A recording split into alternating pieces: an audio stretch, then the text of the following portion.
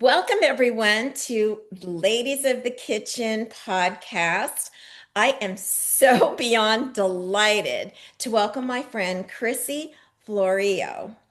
She is today just beyond what I would say the epitome of a woman doing the do of sharing light in the world. Okay. I first met her, I think it was like over maybe 4 years ago or something like that, at an awesome, beautiful retreat in Florida where she resides. She is a yoga teacher, a breast cancer thriver, which is one of my deep connections because my mom's one too, and the author of the book For the Love of Jugs, a, a Breastie's Guide. Yes.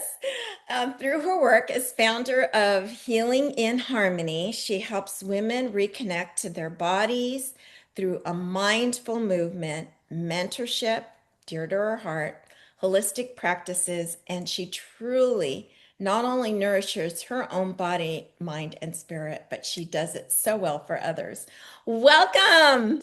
Yay! Thank you so much. Oh my gosh, I swear every time I am lucky enough to be interviewed on a podcast, people start saying all those things and I get the tears, I get the chills, but even you saying it because I just love you so much. I'm just like, oh my God, my whole body is in chills right now. So I am so beyond honored to be able to have this amazing conversation. That I know it's going to be amazing because it's you and me. But this amazing conversation to be able to give to your community. Like, oh, so happy to be here. Oh, thank you, Crissy. So let's start off. When I introduced you, I mentioned how you were and are today, not were, are, you're living it, you're being it, a yoga teacher. So explain to us and to the audience, how did you get there? Because I'm sure you didn't wake up when you were a little kid, oh, I'm going to do this. And Yeah. also explain to them, because I know you incorporate right? Vinyasa. Vinyasa. I'm sorry, I Hmm. can never pronounce that, and therapeutic. So why don't you Yeah. talk about this? Sure. So I was always a dancer growing up. So for me, being connected to my body was something that I always had to, or I learned very early on, right? So when I kind of stopped competitively dancing, I still enjoyed moving my body and working out and just taking care of myself. And when I first learned about yoga, there was the first few times that I did it, I felt very awkward doing it, right? I was just like, I don't even know what they're saying, but I know I feel really amazing afterwards. So after a few years of just practicing, I decided I would do a quick weekend workshop to see if it's something that I would like to do. And it was a workshop, it was a certification to be able to, let's say, teach at a local gym. So I decided to do that and started teaching at that gym and started realizing more and more how much I loved that. I was also certified in Pilates as well. And Pilates for me is very similar to like ballet and the foundation. So I loved doing that as well. And then one day I came to a crossroads. My kids were fairly young.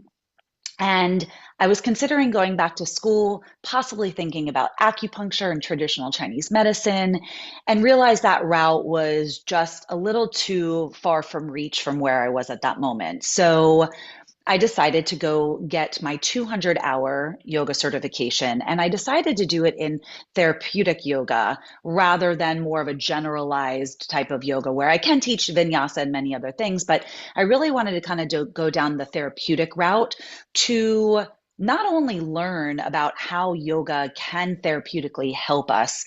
I mean, we learned everything from Parkinson's disease to multiple sclerosis to even rape victims and stuff like that, and how yoga can help so many different people. But I really wanted to set myself aside, set myself apart in my teachings as well. And fast forward to today, I'm still teaching vinyasa and hot vinyasa, but I very much incorporate, my students might not even really recognize it, but I incorporate a lot of that therapeutic type of yoga into it too, with the chakras and some of the yogic principles and morals that we tend to teach. I weave it Kind of use a into the story vinyasa. kind of Yeah. along with it, which is Yeah. probably why everyone identifies with you so well. And I know personally that when I've done my research for what I do in the world, that yoga always comes up as Mm. one of the best means for just almost anything that is stress or disease related, right? Sure, absolutely. It's a great tool to have in your pocket to ground you, to connect you to your body, to remove expectations and attachments to outcomes. Because every time you come to the mat, regardless if it's a strenuous vinyasa practice or yin yoga, it doesn't matter. It makes you really present, right? And at the moment your mind wanders, then you're not thinking about your body. You're not really connecting to what it is that you're doing. And I always tell my students, it's not necessarily about the postures or the asanas themselves. It's not about the shapes that you put yourself into. It's the mindset while you're doing it, right? So I could try something that is super challenging, and Uh-huh. if my body is like, yeah, let's try this, let's see how it goes with no attachment to the outcome, then I'm really doing really good. I'm challenging myself, but I'm doing it from a very aligned place. But if I'm doing it from, oh gosh, the teacher told me to do this, or I look over at somebody, well, they're doing it, I got to do it.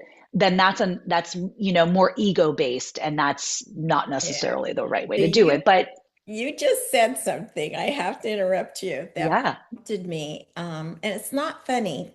I'm smiling because I identify right now in this sure, particular so many point. people do. The super challenging moment that I know Hmm. occurred for you not too long ago Hmm. was when you found out you had cancer. Yeah. I know that there are several women that are watching that either have just recently got diagnosed, are going through it. Why don't you talk about how that challenge, that pain, really hit you briefly, and also how it changed you? Because I know it Yeah. really changed you. Oh, absolutely. And this conversation couldn't be coming at a better time because there's pink everywhere right now. This is going out in October of 2025, and we know just there's pink ribbons everywhere, and some places are really fantastic and they should be promoting, and some places are just kind of doing it out of greed. But I was actually diagnosed in September of 2020. So the year of COVID, the year of wow, everything happening all at once. And um, it rocked me, it rocked me like a train coming at me 5,000 miles per hour. Because I had been teaching yoga for so long, because I thought I was connected to my body, because I thought I was a healthy person beforehand and wasn't really stressed. I'm not a very stressed type of person. It rocked me. It rocked my community, my friends, my family. But when I heard those words, there were probably a few days where it's very foggy, right? I remember certain things. I don't remember everything. I don't remember sometimes how I had conversations with people to let them know. Um, it was very foggy. But I started to, when I would close my eyes and really sit with the reality of where my life was heading towards, I knew I knew everything that I had done up to that moment in time was giving me the opportunity to go through my diagnosis with a positive mindset, with this empowerment, with this knowing that I was going to be okay, knowing that I could do hard things. And again, because it was COVID year, Mhm. I was almost in a sense forced um, to be by myself again, to go back into quarantine life. I couldn't be out with my friends. I couldn't teach anymore because it was September of 2020, right? There were no vaccines, whether you believe in them or not, but the world was so uncertain then. So I had to retreat. And honestly, to me, I believe that was one of my biggest gifts in my journey because it gave me so much time to myself to go inward, to create this platform within me and this inner environment within me to be able to heal. And I may not have recognized it at the moment when I was going through chemo, when I had to get a mastectomy, when I decided to go get reconstruction, which I've never wanted ever in my life, but then I was somewhat forced into doing that. I I realized then that I was healing mind, body, heart, and soul. I mean, fast forward, I realized that. I was like, Yeah. wow, the moments of sitting and the meditation and the journaling, the breath work and the getting outside and having to retreat forced me to create this beautiful healing journey that I don't know if I would have necessarily created had I done it before or after COVID, So, right? I was a busy person before, so yeah. I was like forced to So do you stop. feel the experience also led to the book, or was there a person that also entered your life during this time that inspired the book? How did the book generate from that experience? Both and, Okay. right? During my journey, I decided to create a private Facebook group for my loved ones to be able to keep them in the loop of what was going on with my journey. Also, that way, 5,000 people weren't texting me when I went through chemo or after surgery or bombarding my family or friends. I figured this would be a really great platform to go on, let everybody know when I'm ready to let them know of how I'm feeling and how much information I want to give, right? So in that, I started to realize more and more how much I really enjoyed writing. And I did have a couple of girlfriends indicate how much they enjoyed my writing and how healing it felt for them to read my reading and how they just thought like, wow, you need to write more. And then the my best friend, as you know, Tracy, was who was already an author too, was encouraging me. You need to write a book because there are so many women out there that need your message, your inspiration, your energy, your education on things. And, you're the perfect example of, creating this beautiful guide to helping other breast cancer thrivers and pink sisters who come after you. And so I sat with it for a while. It didn't happen right away. It was definitely a couple of years. And then I started going through the process of writing it. And overall, it took me probably about 2.5 years from beginning to end of really thinking about it, starting the topics, starting the writing, finding the publishing and the editing team, and then rolling it out. So it's been a whirlwind and it's been fantastic. And I know she's already out in the world helping many, many, many, many women so far. Mhm. I Yeah. love that. So, since you're busy, obviously you mentioned mom, business, the book, helping others, the yoga practice. Yeah. What's your morning routine look like? My morning routine, I actually really appreciate and love and really get excited about my morning routine.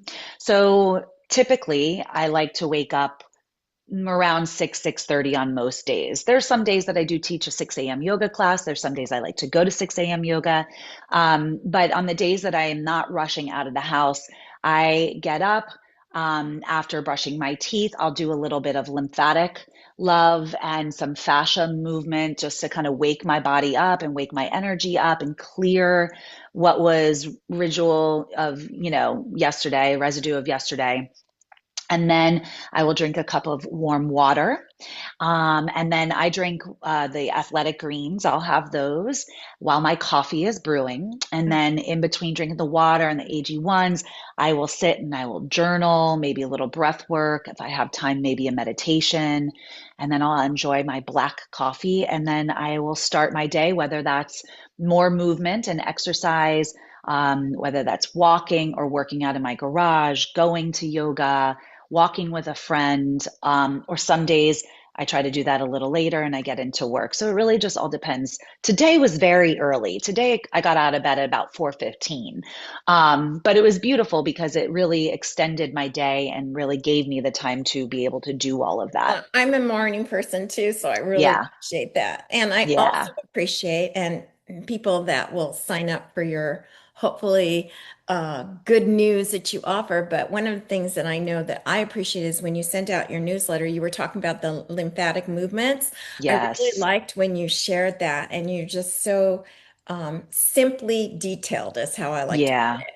So Yeah. thank you for Well, that. because not everybody is so into the body and the lymphatic system and the fascia system as I am, right? I've taken the time to add additional yoga certifications and learning those particular areas and systems of our body because not only am I trying to keep myself cancer free, but I also want to when I learn something that I know is so super powerful to us and to our bodies, to the human body, I feel like I'm a teacher at heart, right? So that's the one thing I want to get it out there and I want to make it as easy as possible to get people to do it, to bring it into their routine. Exactly. Yeah. Simplicity is such a thing so many of us lost. We Yes. complicate things or think we have to make it super like, oh, I've got to cover every single thing to make it successful. When Right. simplicity sometimes is the best. Yeah, yeah. And like, I kind of bring a little bit of that also into the book. And for those of you, Oh, I lift mean, up we the haven't book. mentioned, So oh yeah, yeah. lift up your So book. the name of the book, drum roll please.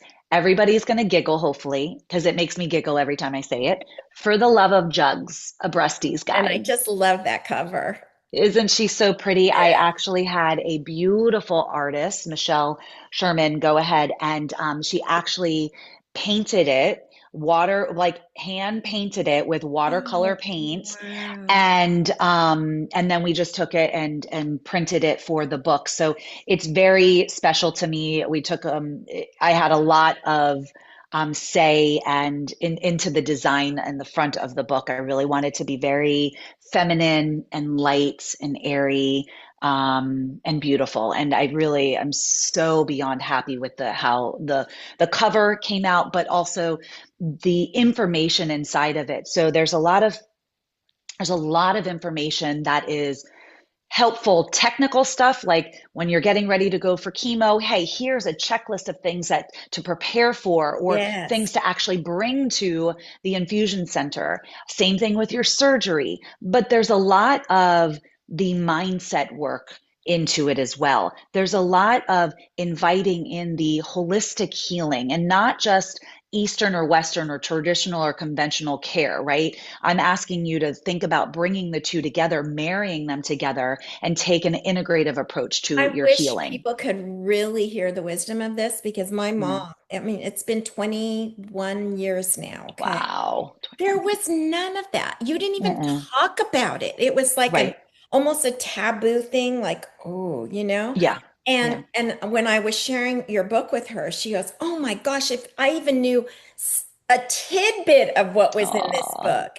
yeah. And there were certain medications that I wish, and she does too, that they hadn't prescribed, but this is Yeah. what they did. They didn't know that much, and not much Yeah. was communicated.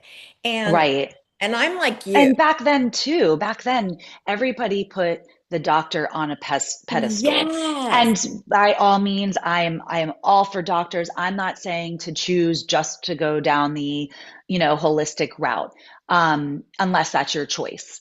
But I'm in this book advocating for women to listen to that inner voice, to listen to their intuition, to listen to their gut, and do things that feel right for them. Do their research, And if that means taking the medicine, by all means, take the medicine. If that means maybe scaling back and now that you're cancer free, using a different approach to your healing and trying to remain cancer free, Right. do that. So I never tell anybody what to do. I just advocate for do your research, listen to your body, and make the decision from that gut instinct, that gut feeling, that gut brain, and really feel aligned with it.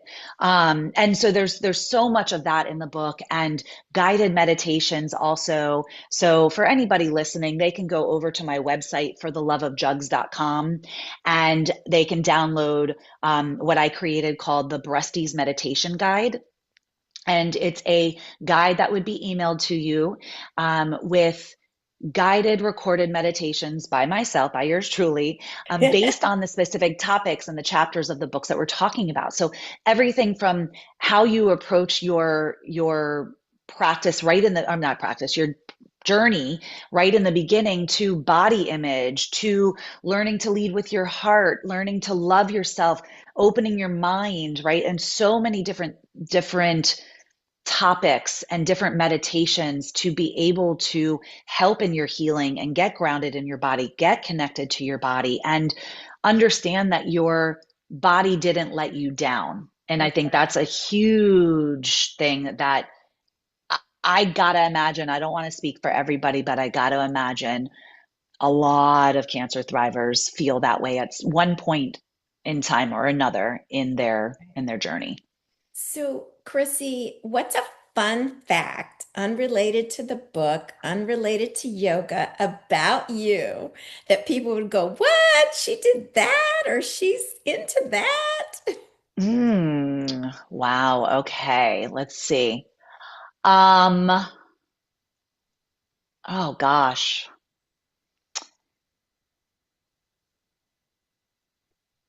There's so many things. There's so many things. Fun fact, I used to, when I was in high school, I would go out to LA every summer and I would dance every summer at these amazing dance studios out there.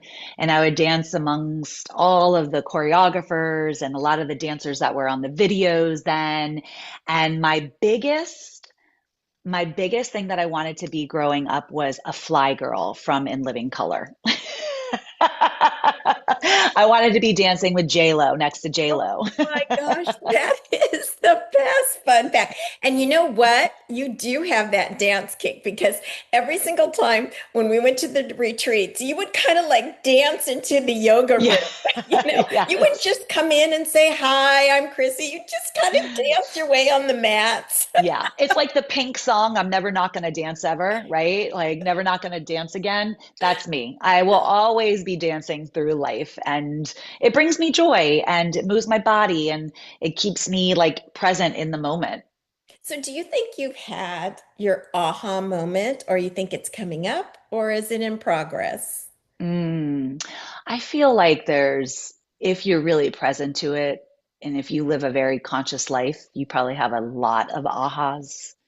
And I really feel like I have over the last few years. The more and more of this work that I've been doing, the more I'm learning about myself, and I'm unraveling different and past versions of myself and stepping into higher versions of myself. And I feel like all the ahas that I have had to this point have led me to this point, right? And they're continuing. I mean, I last couple weeks ago, so my 5-year cancerversary was last September Okay. 23rd, Oh, yeah, September. September Yeah. 23rd. And my husband, so kind, every cancerversary wants to take me away and celebrate. And because this one was a big one, we decided to go up to Bar Harbor in Maine and watch the sunrise, the first sunrise that hits the continental US. So we got up and did the sunrise. And while we were there, we did another hike that was super, super challenging. And in the past, I've just been so like, oh, just go with the flow. I'll go with it. And I don't think I would stop and really listen to my emotions and I would just be going. And I did that a little bit. We're like, okay, well, we kind of made the decision together to do this one hike that was super challenging, but I didn't really, neither one of us knew what we were getting into. And as we were getting to more and more narrow parts of the hike, higher up we're going, how we're using these metal rungs to pull ourselves up, I had a moment where I was starting to panic. And I could have just breezed right through it and just tried to get up there as fast as I could. But I took a moment and I said out loud to my husband, I need a moment. I need to ground myself.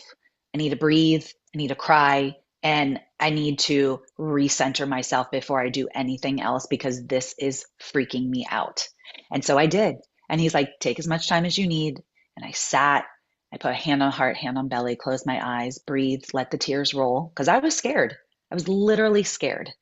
And then I just said over and over again, so indicative of why we were there. I can do hard things. I can do hard things. And I gathered my strength. I tapped back into my power and I went and did the rest of the hike. And was I still scared doing it? Absolutely. But that mantra kept repeating over and over and over in my mind. And it reminded me of when I was going through chemo. And my mantra when I was going through chemo was, this is all temporary. This is all temporary. This isn't going to last forever. One foot in front of the other, one moment at a time. And fast forward 5 years later, I'm in a different scenario, but another scenario where I was like feeling a little out of sorts, out of my body, not connected, connected to my power. Yeah. And I just kind of brought it back in. I reined it back into that power that's within me. Okay, I just noticed something beautiful in your hand. It's a Mm, crystal, isn't it? yes, And it guess what? is. I have Mm. the exact same one. It's not nearby. I'm gonna send you a picture later. Why don't you Yes. share with everyone? Only because this is divine. Like, come on, I have this Yeah. one. Tell everyone why you're holding it and tell everyone what it is because it's So it's the green special. Aventine, right? I think I said that right. I don't Yeah, know. I think you did. And it's first of all, it feels so good So in my good. hands, right? It like the way that it fits into the palm of my hand is so like right on. And this year, this year my intention was getting the book out, kind of reestablishing my business and really creating prosperity in my life and in my business and abundance. And this stone crystal is a representation of that, is prosperity, is abundance, is money, is, you know, all the things that we hope for. And when I sit and I hold it in my hand, it grounds me. I feel the energy of it. I also have a selenite one here too that also feels really good into my hand. But for some reason or another, I picked this one up right when we started That is so great. speaking and recording, and I yeah, I'm holding it there. So, we've got a couple more questions and a couple more minutes here. Right. Who do you look up to? I look up to a lot of amazing people. I would say overall, I it's hard to say one person because I have so many different Mhm. levels of life from mom, entrepreneur, you know, little girl at heart, yogi. And honestly, I look up to people who look at everyone as one. So this would lead me to Bob Marley, One Love, right? And everybody, not even just him as this iconic person, but everyone on this planet that leads with love, that has that same mindset and view as I am you, you are me. We are just mirrors of one another and we're not separate. And everything is created with love. The foundation in everything in life should be one. And I actually have a tattoo on my wrist that says love with the Om symbol. So, and I got this like, gosh, 2015. I got this forever ago. And I knew I always, to me, this represents love for myself, love for my children, love wherever you go. And the meaning and the importance of that has just gotten stronger and stronger and stronger with the way of our world, with just a lot of hate out there. And it brings me presence, and it makes me feel grounded and full of love, and to want to give more love out into the world. So I'm gonna say, really, just anybody out there who sees everyone as love, then I see you and I honor you. Oh, okay, Crissy. There's women watching that are probably thinking, oh boy, how did she do this? I could never do this. But they're in their second chapter. Maybe Hmm. they're approaching retirement from their job. Maybe they lost their job. Maybe they got diagnosed with cancer. Hmm. Maybe their kids are off at college or their kids are going crazy with social media. Who knows? All these Yeah. challenges are hitting them. And yet there's a little bit of them thinking, could I do what she did? Could I be an entrepreneur? Could I write a book? Could I survive a disease like this? What piece of advice do you give to a woman that's like trying just to be? To be right. I would say yes, yes, and yes. You can be whatever you want to be. And I know that sounds so cliche, but you and I know, with the work that we do, we know that you can. It's just a matter of how bad do you want it? What are you willing to sacrifice? How much are you willing to let go of your old version of yourself, and how much you're stepping ready to step into this newer version who, if you want it, it's already done, right? Like the law of manifestation. If you want it, it's already done. And it's not, I don't want to say it's just like it's easy, because for a lot of us, it's not easy. There's monetary issues. There's, families' thoughts and expectations on you. And, we some people like to put the weight of their world on them and will satisfy everybody else's needs rather than their own. I mean, for a lot of women, there were many, many, many, many years that's how they lived. All of our generations, not, and I don't want to say for everybody, but a lot of generations was like, I will do whatever I need to for the family and not think about my own needs. But I think that our world is changing, and it's okay. It's not a form of selfishness. It's okay to want something better for yourself and to put yourself first sometimes. So, a couple of things that I would say to that is, start slow by creating either daily routine, daily rituals of learning more about yourself, getting into your body more, right? Creating that self-love and self-compassion, loving yourself, because we put ourselves down so much, right? We look at ourselves in the mirror and we see all of our flaws rather than the beauty that so many others see, right? So even just pausing and looking at yourself in the mirror and loving on your flaws as much as your strengths, right? Loving on your weaknesses as much as your strengths. I actually did a yoga workshop. It actually wasn't even a workshop, it was more of an experience a couple of months ago, called The Power and the Peace, and helping people learn about appreciating the strengths and the weaknesses, the power and the peace, the yin and the yang, right? So bringing in a little bit of that fire and ice type of mentality, and loving on both of them. And I think that more and more women need to tap into that self-love and into their own inner power and be able to make decisions and changes and growth from there. Oh, this has been fantastic. We could go on forever, but I want people to Yeah, discover you and learn about you in their own special way, like I've been blessed to.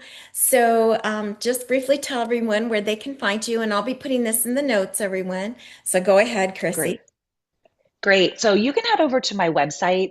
For the love of jugs.com will bring you to the ultimate website and learn more about the book and more ways of how you can work with me and all of my events. I do a lot in person, but I also do a lot online as well. So, a lot of other amazing podcasts and Your ways so you upcoming can work with me event, there. in case anyone's not Yes, there, yes. tell them about that. Yes. On October 15th, I'm hosting an in-person event actually in Nashville, where I am co-hosting this beautiful kind of sunset networking, beautiful social event at the One Hotel in Nashville with Jennifer Grace.